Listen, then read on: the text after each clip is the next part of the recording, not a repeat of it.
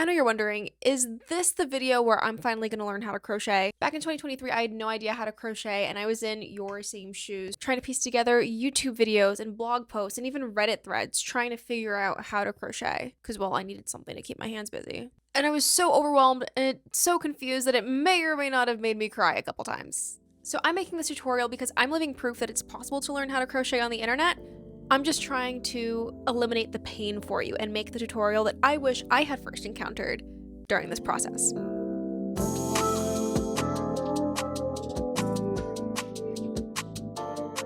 So Emily, what have you been doing these past few years with your new crochet skills? I'm glad you asked. Now I crochet anything from blankets to hats to sweaters. Some of them are meant to look like they were crochet and others are more on stealth mode where you can't exactly put your finger on it, and that's exactly how I want it. My goal for this series and for you watching is for you to graduate from it a confident crocheter who's ready to tackle any advanced beginner level project, which is, as you're scrolling Instagram, most of the projects there. Without further ado, let's jump in. Today we're going to tackle all of the materials and skills that you need as an absolute beginner crocheter. So specifically, we're going to tackle the setup, so the first few steps that you will have for almost every single project that you're going to encounter in crochet in the future, which is the slip knot and the chain. And then you're going to learn your first stitch, baby's first stitch. And every step of the way, I'm going to be providing insider tips and advice I wish I'd gotten from a crochet big sister way back when. Yarn comes in many shapes and sizes. If you're going to Michael's, you're going to see more yarn that's in this shape right here, bigger, smaller, but it's going to be wound kind of around a circle like this. If you go to a local yarn store to get started, you're going to see a wider variety. As you're starting out, you don't want to get anything that's in this shape because it means that you need either special equipment or an extra half hour of your life to get this into this position where you can actually work from it. You can't cut it and work from this the way that it is. So we don't want this. These formats are okay for you to work with. What I would discourage is that this one is cotton and it's going to be splitty a little bit. So just as you're starting out, choosing a yarn that isn't going to split or be too rigid is going to be really helpful for you. For something like this that has this halo and this fuzz, it's going to be more difficult for you to see clear stitch definition. And so while this is going to be absolutely gorgeous once you work it up, I don't recommend it as we're starting out. Something like this boucle is exactly the same problem. Also, this one is not going to be great because it is in the right format, but it's a cotton. What we want is something that's going to have a little bit of give, a little bit of bounce to it. So something like this 100% merino would work. I've actually started using this for something else, so that's why it's kind of sad, but it's got some good give to it. It's not going to split. So merino is just a type of wool, so working with a wool or an acrylic yarn like this is going to have a great amount of give to it that's going to be very helpful as you're learning. How do you figure out what kind of hook to use? That's going to depend on the yarn that you get. I recommend getting a number 4 or thicker. Number 4 right here means worsted weight. Thicker than that would be number 5, bulky. So what we can do here is we can check and see in here. So this one says that I need a US 9, 5.5 millimeter hook to work here. So you would then choose the hook that corresponds to that. So this is a 6 and this is a 5. I've gotten away with 3 years of crocheting almost every day without having half sizes. So I would just size up if you don't have access to it, or you could buy a kit and have the exact hook that the yarn calls for. Sometimes you don't have the handy dandy number, but you can still look here, crochet, US size 9, 5.5 millimeter right here. So again, I would just size up. An example of what we definitely don't want, we already know that this is visually much thinner. But right here we have the number 1, super fine, way too thin, we don't want this. I'm just gonna take a minute to jump into the hooks. These hooks might look a little different. Plenty of beginners start with hooks that look like these small metal ones. They're very cheap, but at least in my experience, I tend to get a lot more hand pain because it's a much smaller than a pen. This is the bigger hook of the two. This is the 5 millimeter of the metal ones that I have for comparison. So it's just very thin and my hands get tired easily, even though this is very light.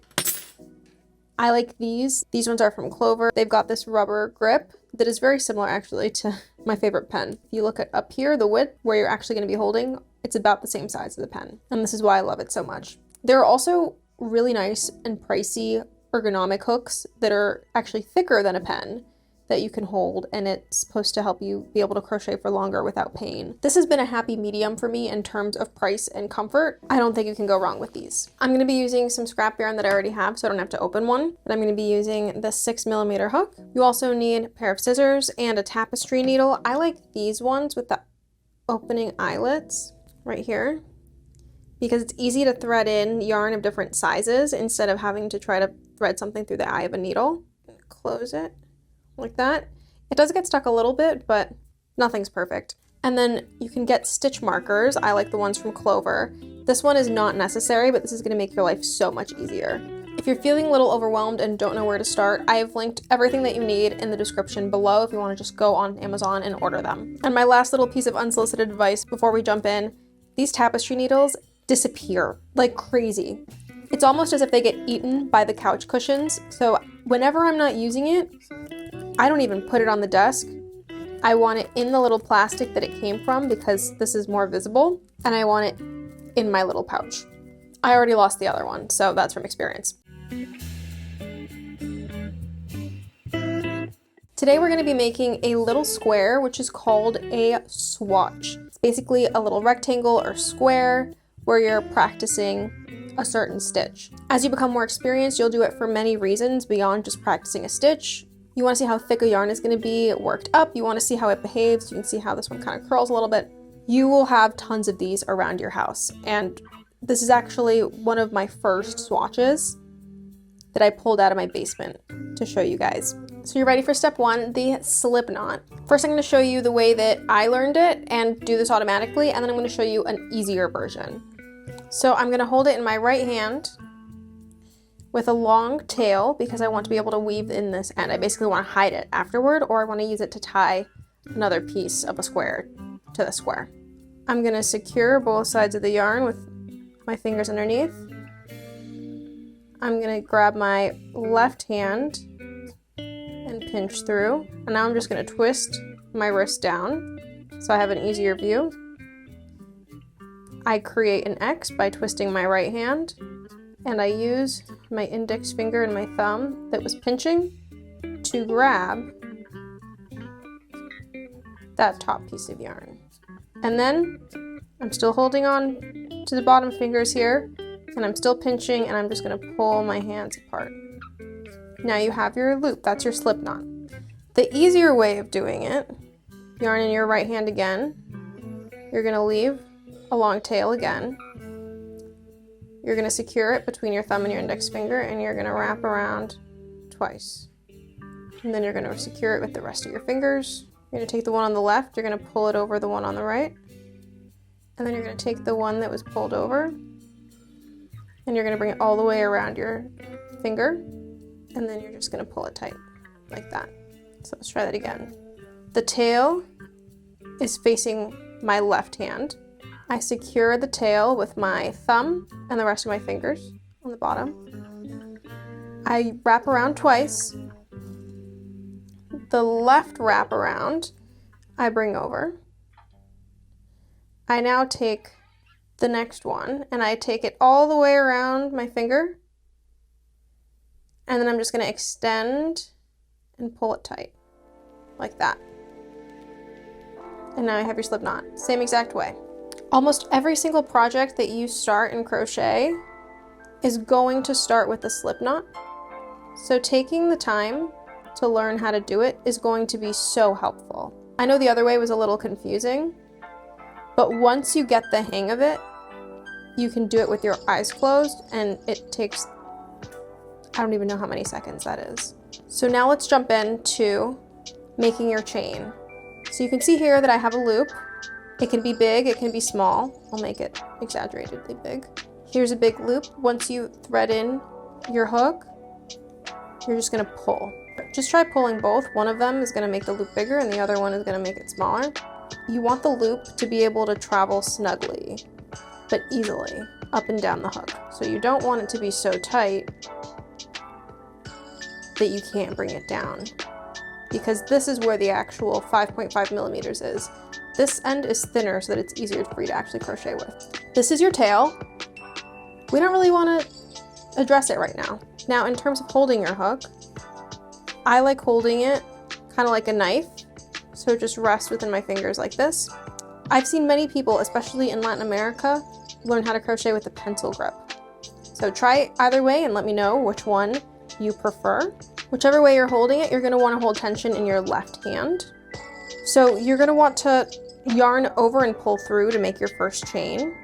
What does that look like? I have my loop on my hook, I have my tail here, and I'm attached to the ball of yarn right there. Yarn over basically means that I go away from me and toward me, and then I'm going to want to hold the tail as I pull through, like that. And you can see here I have a little loop. So I'm going to try that again. I'm going to yarn over, and I'm going to pull through. Yarn over, and I'm going to pull through. What's going to make you have an easier time is pulling down on your chain and your tail here as you go. Another way that people will crochet is with this finger extended. So instead of doing the yarn over motion with the left hand, because they extend the yarn here, they actually do the yarn over with their right hand by bringing the hook under the yarn.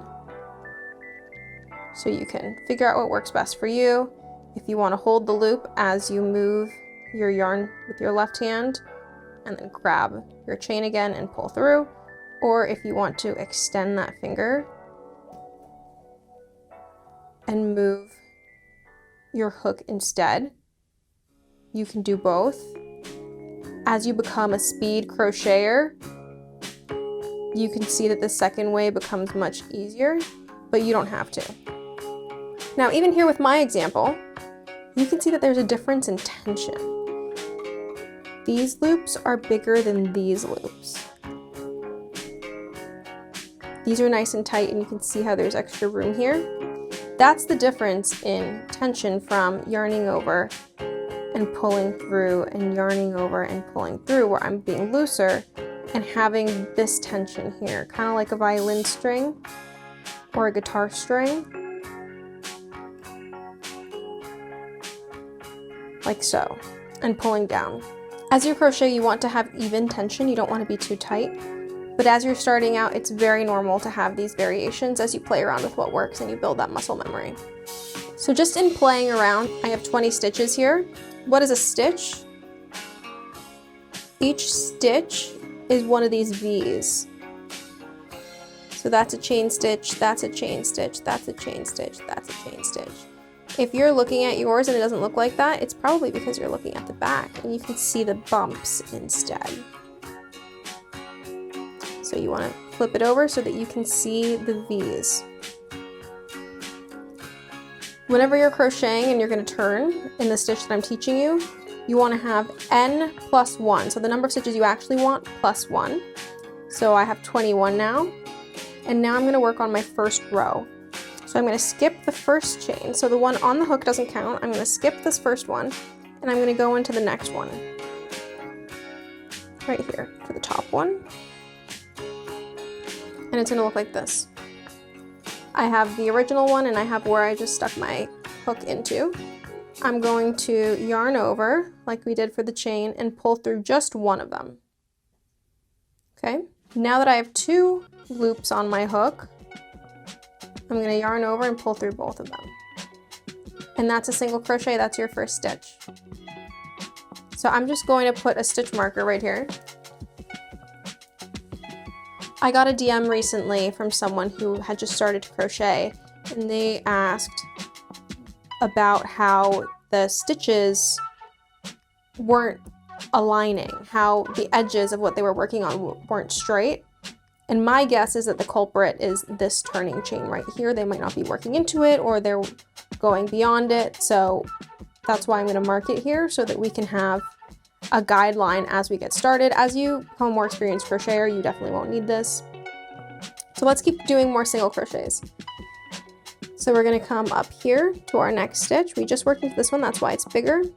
So this next top bump here, that's our next stitch that we're going to work into. So we're going to insert the hook. We're going to yarn over and pull through. I have 2 stitches on the loop. I'm going to yarn over again and pull through, and now I have 2 single crochet stitches here. I'm going to keep going. So I'm going to insert my hook to the next top one. Again, this is big just because I have another stitch in there. So we're going to go to the next stitch, yarn over, pull through, yarn over, pull through. We're going to go again. The next top stitch, after the big stitch, yarn over, pull through 1, yarn over, pull through 2. And it's normal, it's okay if you see too much here. It'll look better once you're done. I'm going to keep doing that all the way across. So I'm going to find the next small bump. I'm going to yarn over, pull through. I'm going to yarn over and pull through again. And I'm going to do that all the way down.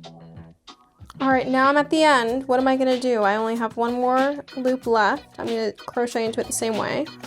The top part, yarn over, pull through, yarn over, pull through both. So I can see the little tail right here. And I have all of my single crochets. Now we're going to count the stitches because we want to make sure that we're not missing anything. Otherwise, we're going to have that problem where it's not a straight line where we want it. It's going to get bigger and smaller. So we're going to count. We're going to start with the one that we marked. So 1, 2, 3, 4, 5, 6, 7, 8, 9, 10, 11, 12, 13, 14, 15, 16, 17, 18, 19, 20. Perfect. We don't count the big loop just like we don't count the loop where the hook is on. Amazing. So we can look a little bit at the anatomy here. Those loops that were big, once you pull it taut, they look kind of like they're twisting around each other. That's correct, right here. You can see little posts. You can see where stitches were made. And then we have the loops here. So both of these stitches, this is actually 1 stitch. Both of these little pieces of yarn, that's 1 loop. That's 1 stitch, like that. So as we're going back through the row, we want to go under both of them. Emily, what do I do if I messed up? Same thing like the chain, you just pull it apart and it'll undo. Emily, I accidentally pulled it apart. That's where you want the stitch marker to come in. This one's usually a knitting stitch marker, but it's what I had easily available. And it does the same thing. It's interlocked, and now I'm pulling it. You pull it and it's not going to come undone. I'm going to resume making my first single crochet row just because I had undone it. This can prove to be quite challenging, so practice it. If it doesn't look right, you can literally just cut the yarn if it gets knotted and start fresh. That's why I recommend using a cheaper yarn like an acrylic or a cheap wool that you can get from Michaels, because this is probably going to end up in your basement or the trash just as you're starting to learn, or it's going to be a coaster. So you don't want to go out and start with cashmere, for example. Great, I just did my last stitch. Every time that you turn, you're going to chain 1 with this stitch and you're going to turn your work. So you're facing the back. Now I'm going to do the same exact thing. I'm going to put my hook under both loops like I showed you earlier. Yarn over, pull through, yarn over, and pull through both loops. Insert right here. So if I pull the yarn apart, I can see that next loop where it's supposed to enter. Make sure that I have a V on my hook when I insert it. Perfect. I'm going to yarn over, pull through, yarn over, pull through again. I'm going to do that same thing again. I'm going to find my opening here. I'm going to make sure I go under both. Not like this where I'm just on one. I'm going to go under both. I'm going to yarn over, pull through, yarn over, pull through, all the way down. Emily, my yarn is twisting. That is a-okay. You did not mess up. It's just the stitches getting used to being in this arrangement. You can kind of pull it taut and it'll behave a little bit better, but once you have more stitches or you block it, which basically just means you wash it, it should take shape better. I've reached my stitch marker, and as you can see here, if I pull my project apart, it's kind of hard to tell if this is a real stitch, so that's why we have our marker. I'm going to take that out just to show you. You could think that you're done, I haven't done that stitch yet, but you could think that you're done if you look at it like this. So I'm going to come in and work into that same stitch. This one's going to be a little bit more difficult because it's the turning one. Yarn over, pull through, yarn over, pull through, 2. Just like we did before. Because I only had one stitch marker. We don't have one over here on this end, but that's okay. Chain 1 and turn. And we're going to do the same exact thing for another 5 rows. So I will see you then. I finished those rows, and we can see here that the edges are more or less straight. We can see here that the edges are more or less straight. They're going to curve in a little bit. That's something that you can fix with blocking. So that's completely normal. If you want to keep going, you can actually make a scarf if you wanted to. You just keep repeating until you have the length of a scarf. That's why we did 20. If you want to do a coaster, you would just do another 10 rows or so. This is what, like 6. So you do a little bit more, and then you have a big coaster. Once you have the length or the size that you want, if you think you have had enough practice, awesome. If you want to keep going, go for it. I'm going to teach you how to fasten off, which just means like end your yarn in a way where it's not going to come apart. Because if you just stop like this and you pull, you're just going to undo stitches. See? So let me finish it. Now that I'm done, I'm in all the stitches, I'm going to yarn over, pull through, and I'm going to actually pull that loop taut down at the bottom here, so you can see the loop is tiny. Now I'm going to take a pair of scissors and I'm just going to cut that loop. And then the piece that's attached to the ball, I'm just going to pull that out. And now, no matter how hard you pull, it's not going to come undone. It's going to deform your project a little bit, but it's not going to come undone. Some things that you'll notice, that the end where you started, it's pretty rigid. You can't do all this pulling motion. Your other end, you can. And so what you want to avoid with your finished product is putting too much tension up here on your other ends, or else it's not going to look straight even though you did everything right. Let's weave in the ends. I have my tapestry needle again. I'm just going to push it open. If you don't have a needle like this, you can thread the yarn through. I'm just going to close it like so. And you can weave in your ends. That's the one problem about the clasp. You have to be sure you have all of it in the eye. Okay. You can pretty much weave this in however you want. You can go zigzagging like this. And obviously you want to pull through the ends like that. So you can zigzag. You can actually lift stitches and just kind of push them through vertically. This is going to help it from getting pulled apart in the future. So with a garment, that's a great idea. But also not necessarily required. The best ways that I like to is usually just along the edge, and I'll choose one of the loops that I'll thread it through. It also makes my life easier if I ever need to do any resizing or reworking on the project. I know exactly where to find it. And I don't need this whole amount woven in, so I can just cut that off. Like so. And it's nice and hidden. I'm going to do the same exact thing to the other side, except I'm going to be a little bit neater with how I do it, because I didn't leave myself a lot of room all the way through. Pull through. Beautiful. I have this little bit that's kind of fraying. I just cut that little bit off like that. Pull it apart. Good as new, you had no idea. If your swatch or your little rectangle doesn't look like mine, that is okay. It takes a lot of practice. I have bags full of these little practice swatches in my basement still, so do not fret. It takes a little bit of practice. That's why I recommended that you use the cheaper yarn.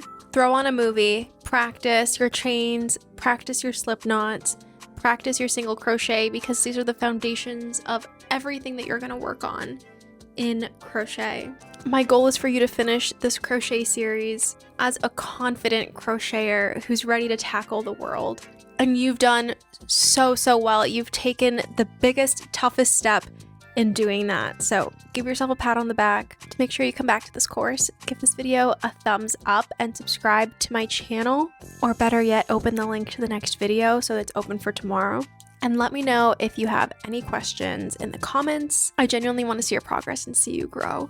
Again, Rome was not built in a day, and I spent weeks practicing the basic stitches before being able to make my first scarf. I brought it here to show you again that this is possible.